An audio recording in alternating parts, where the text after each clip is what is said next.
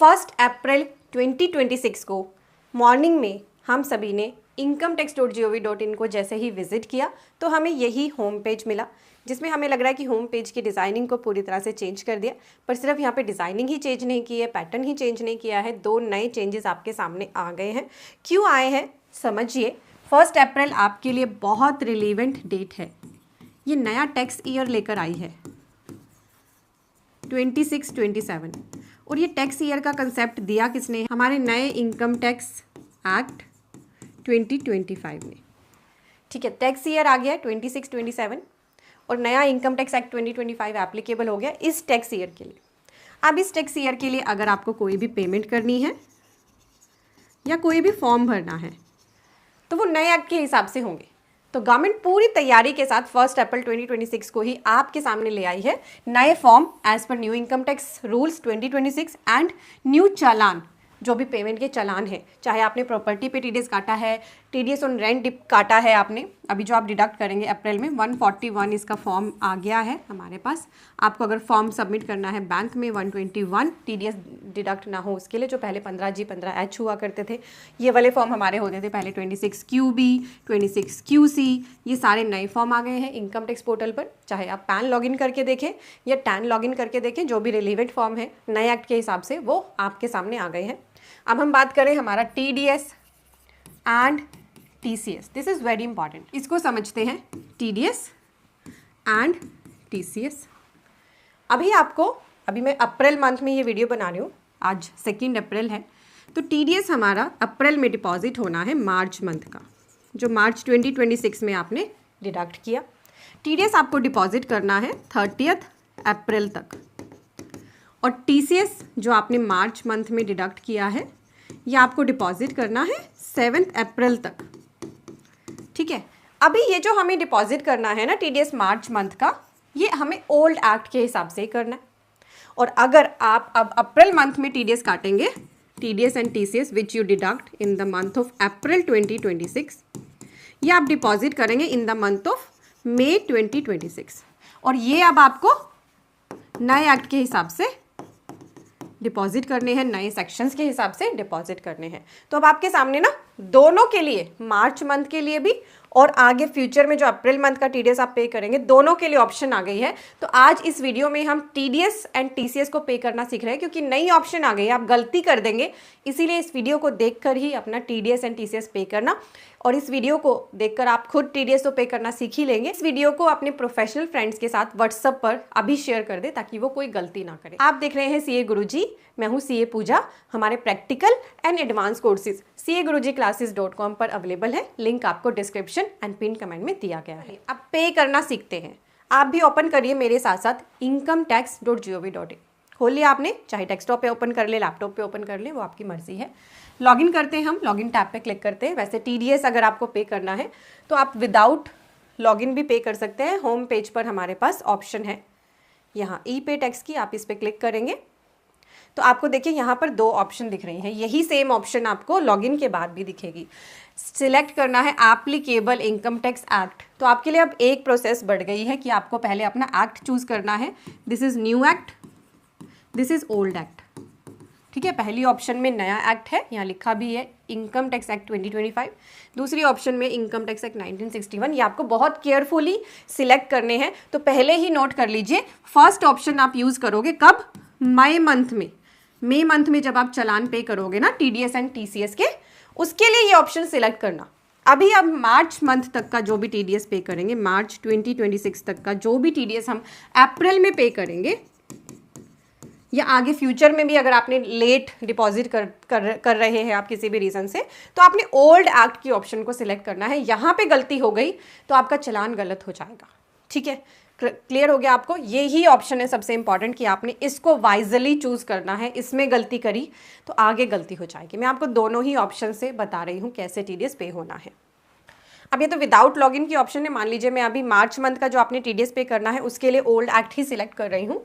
Continue पे click करती हूँ तो आपको यहाँ पे अपना टैन नंबर डालना है। TDS पे करने के लिए आपको टैन की रिक्वायरमेंट होती है। आप अपना टैन नंबर डालें, कंफर्म कर दें टैन नंबर को, मोबाइल नंबर एंटर करें, उस पर OTP आएगा, फिर कंटिन्यू पे क्लिक कर देना। ये तो है विदाउट लॉगिन किए आपके टैक्स पेमेंट की ऑप्शन।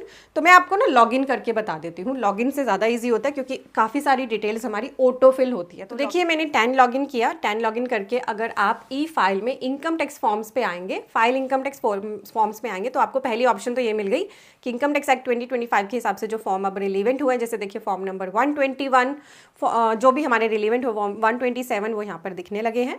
नए एक्ट के हिसाब से इन्होंने फॉर्म्स को अलग कर दिया है। आपको यहाँ पर जो टीडीएस रिटर्न के फॉर्म हैं वो भी दिखेंगे।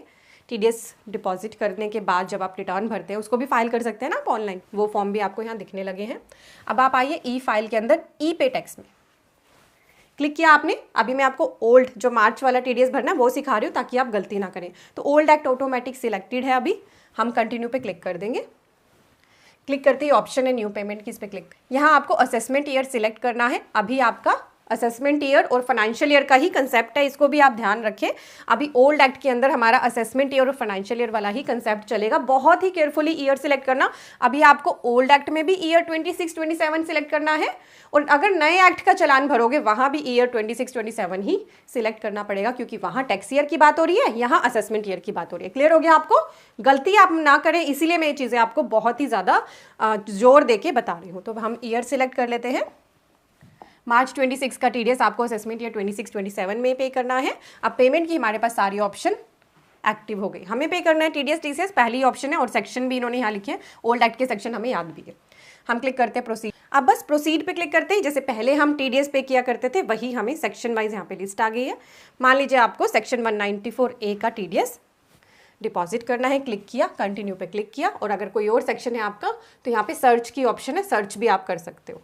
कंटिन्यू करते ही आपके सामने आपको tax applicable major head select करना है। आपका डिडक्टी कौन सा है? कंपनी वाले डिडक्टीज का अलग से टीडीएस जमा कराना होता है, और अदर देन कंपनी डिडक्टी का अलग टीडीएस जमा कराना होता है। ये ऑप्शन आपको बहुत केयरफुली सिलेक्ट करनी होती है। और फिर आपका टीडीएस कितना है, अगर उसका कोई ब्रेकअप है, surcharge, cess, interest, penalty, fees under section 234E, जो भी ब्रेकअप है वो आप डाल के कंटिन्यू करके इसको पे कर देना जैसे आप करते हो। एक इंपॉर्टेंट इन्फो होती है कि अगर पैन इनऑपरेटिव है तो हायर रेट से टीडीएस डिडक्ट होगा, या किसी का पैन और आधार लिंक नहीं है तो हायर रेट से टीडीएस डिडक्ट होगा। आप वेरीफाई पैन स्टेटस से चेक भी कर सकते हैं कि किसी का पैन आधार लिंक है या नहीं, इस चीज़ का भी ध्यान रखें। ये तो हो गया। अभी आपने मार्च मंथ में जो टीडीएस जमा कराना है उसके लिए ओल्ड एक्ट सिलेक्ट करना है। अब हम चलते हैं। अब आप अप्रैल में मार्च का तो पे कर दोगे जैसे करते थे, चलान भी आ जाएगा आपके सामने, असेसमेंट ईयर लिख कर आएगा 26-27। अब बात करते हैं न्यू एक्ट के अंदर आपने मई से जो टीडीएस जमा कराना है उसको। तो फिर से हम आ गए ई फाइल में, ई पे टैक्स की ऑप्शन में हम सिलेक्ट करेंगे इनकम टैक्स एक्ट 2025। और आप एक चीज़ और नोटिस करिए, जैसे हम यहाँ पे सिलेक्शन कर रहे हैं ना, ऊपर भी ये जो ई पे टैक्स 25 है और या फिर ई पे टैक्स 1961, ये ऑप्शन बदल रही है। मैं आपको दिखाती हूँ, अब आप चेक करना। अभी मैंने न्यू एक्ट पे क्लिक किया था, अब मैं ओल्ड पे क्लिक करती हूँ तो देखिए यहाँ भी बदल रही है। ये आपको पूरा वार्निंग देने के लिए कि कहीं गलत सिलेक्शन आप ना कर लो।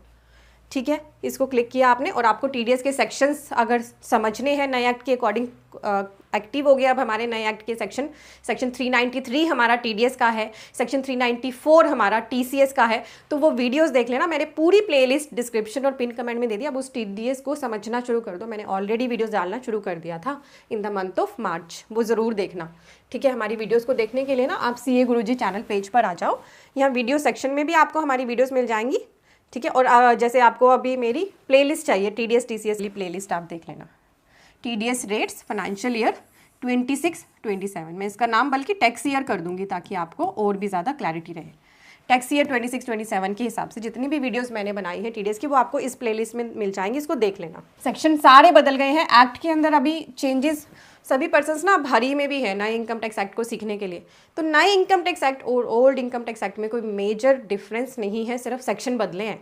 ठीक है, आपके लिए बहुत आसानी की है गवर्नमेंट ने। ये गवर्नमेंट की मैं उनको शाबाशी देना चाहूँगी कि उन्होंने जो चेंज किया इतना बड़ा नए एक्ट को से रिप्लेस किया ओल्ड एक्ट को, तो वो इतनी सावधानी से किया है कि उन्होंने कुछ भी ऐसे चेंजेस नहीं किए हैं जिससे एक आम आदमी को परेशानी हो, किसी प्रोफेशनल को परेशानी हो।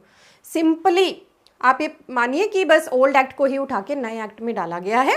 बस लैंग्वेज को सिंप्लीफाई किया है, टेबल्स का यूज़ किया है, जो अब हमारे लिए रिलेवेंट ही नहीं रहे थे सेक्शंस, उनको हटा दिया है, या प्रोविज़न जो रिलेवेंट नहीं थे हटा दिया है, कम कर दिए। हमारे जो क्लोजेस थे, सब क्लोजेस थे, उनको कम कर दिया है, जिसकी वजह से सेक्शंस के नंबर बदल गए।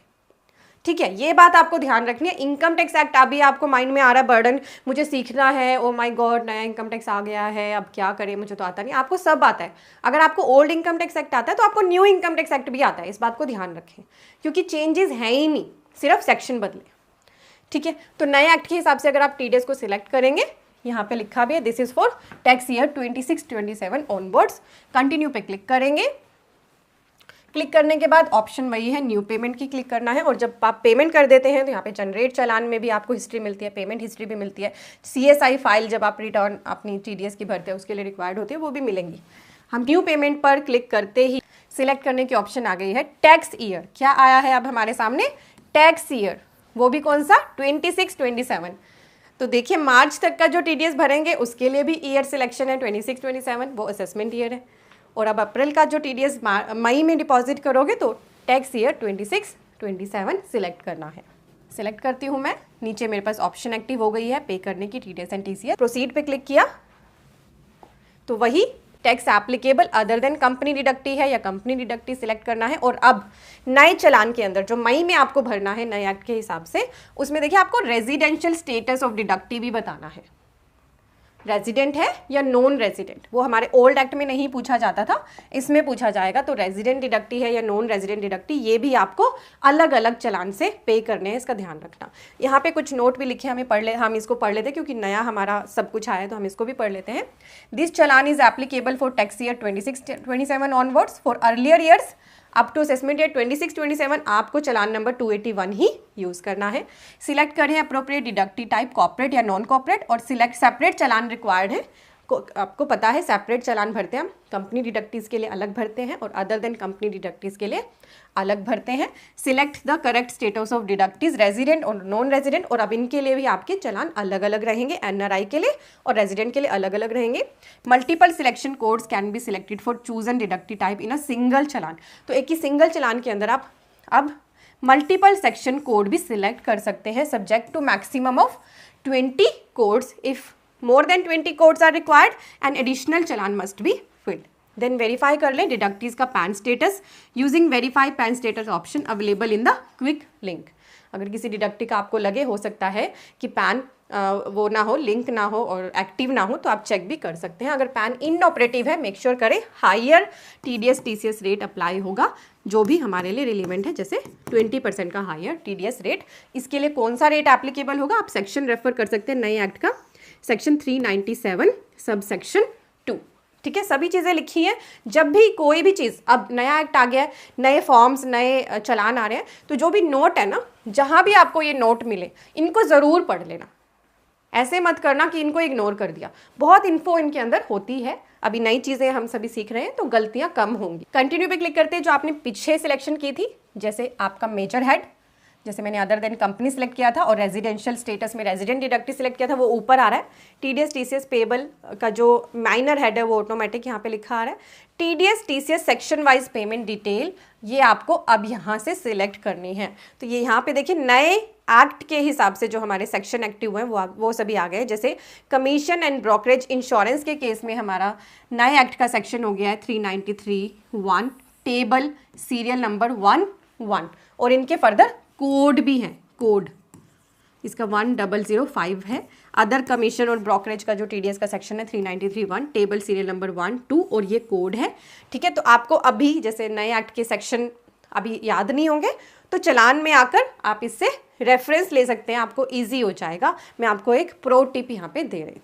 ठीक है, ये सेक्शंस आप चाहें तो अपने पास नोट करना शुरू कर दें। वैसे जल्दी ही गवर्नमेंट के पोर्टल से ही हमें TDS का नया चार्ट भी मिल जाएगा, जो हमें हेल्प करेगा फ्यूचर में इन सेक्शंस को आइडेंटिफाई करने में। तो मान लीजिए आपने कमीशन एंड ब्रोकरेज का ही TDS जमा कराना है, उसको हमने सिलेक्ट किया। अब टैक्स कितना TDS है, अगर उस पर कोई सरचार्ज भी है और एजुकेशन सेस भी है तो वो डालें, नहीं है तो बस इसमें डाल के और बस अमाउंट एंटर कर लेना। जैसे मैं यहाँ पे 1000 रुपीज़ या 100 रुपीज़ चलिए ऐड कर देती हूँ। जैसे ही मैंने 100 रुपीज़ किए, यहाँ मुझे ऐड करने का ऑप्शन आ गया। देन आपको नीचे डिटेल ऑफ अदर पेमेंट, तो आप यहाँ पे अब 2 बॉक्स अलग कर दिए हैं। मेन जो आप टैक्स पे कर रहे हैं उसको अलग कर दिया है, टैक्स के अलावा कोई इंटरेस्ट, लेट फी, पेनल्टी या अदर पे कर रहे हैं, और लेट फी का यहाँ सेक्शन नए एक्ट में जो बदला है वो भी डाल दिया, वो अलग कर दिया है बॉक्स, ताकि आपको कन्फ्यूजन ना हो। इसमें कोई अमाउंट नहीं है तो इस बॉक्स को छोड़ दें। जैसे मैं इसको यहाँ पे ऐड कर देती हूँ, ऐड करना पड़ेगा आपको अमाउंट डाल के। ऐड हो गया। ऐड होने के बाद देखिए आपको इस तरह से दिखेगा ये। आप चाहें तो इसमें अगर कोई गलती है तो एक से ज़्यादा, क्योंकि आप ऐड कर सकते हो सेक्शंस डिडक्टिव्स के लिए, तो ये यहाँ पर इस बार इस तरह से, इसीलिए आपको ऐड करने की ऑप्शन मिली। और कोई गलती है तो आप उसे एडिट भी कर सकते हैं। तो देखिए नया TDS पेमेंट का ऑप्शन बिल्कुल बदल गया। 20 सेक्शन एक साथ आप सिलेक्ट करके डाल सकते हैं। और अब हमारे पास कंटिन्यू करने पर वेरीफाई करने के ऑप्शन आ गए। ब्रेकअप को फिर से कंटिन्यू कर लेते हैं। अब हमारे पास मोड्स आ गए हैं पेमेंट करने के। नेट बैंकिंग से कर सकते हो आप, डेबिट कार्ड से, पे at bank counter, RTGS, NEFT, payment gateway including UPI and credit card. तो पे एट बैंक काउंटर भी अगर आपको करना है, बैंक में जाके पे करना है, तो भी यहीं से चालान बनाना होता है। NEFT, RTGS जिस भी मोड से करना चाहे करके बस, और आपके सामने आ जाएगा TDS या TCS का चालान। एक चीज़ आपको अब ध्यान रखनी है, अगर आप मार्च मंथ का TDS पे करेंगे अप्रैल में, मार्च 2026 का अप्रैल में पे करेंगे, तो आपके सामने जो चालान आएगा TDS या TCS का, उस पर असेसमेंट ईयर 26, 27 लिखा होगा। और जो अप्रैल मंथ में डिडक्ट करके आप पे करोगे TDS मई 2026 में, उसमें आपके लिए टैक्स ईयर लिखा होगा 26, 27। तो एक साल थोड़ा सा हमें दोनों जगह पे सेम ईयर दिखेगा, कोई कन्फ्यूजन भी हो सकती है इससे, पर आपको फिर ये चीज़ ध्यान रखनी है कि एक जगह असेसमेंट ईयर दिखेगा, एक जगह पे टैक्स ईयर दिखेगा। अब नया एक्ट आपको सीखना है, जो भी नए चेंजेस आ रहे हैं, तो मेक श्योर करें CA गुरुजी चैनल पेज पर आकर सब्सक्राइब बटन पे क्लिक कर लें। ये बिल्कुल फ्री है आपके लिए, कोई भी कॉस्ट इन्वॉल्व नहीं है। और बेल आइकन भी प्रेस कर लेना, ताकि आप हमारी कोई भी long video, short video, live session miss ना करें। और हमारे डिटेल में प्रैक्टिकल कोर्सेज को अगर आप ज्वाइन करना चाहते हैं तो विजिट करें CAGurujiClasses.com। Thank you so much.